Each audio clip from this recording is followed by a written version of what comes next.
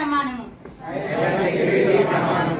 Internet ఉపయోగించే సమయంలో నేను అప్రమత్తంగా మరియు బాధ్యతాయుతంగా ఉంటాను.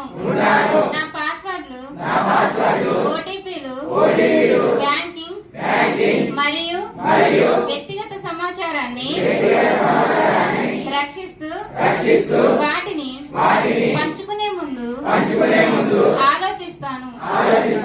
తెలియని కాల్స్, వీడియో కాల్స్ మరియు డిజిటల్ అరెస్ట్ వంటి నకిలీ బెదిరింపులను నమ్మను.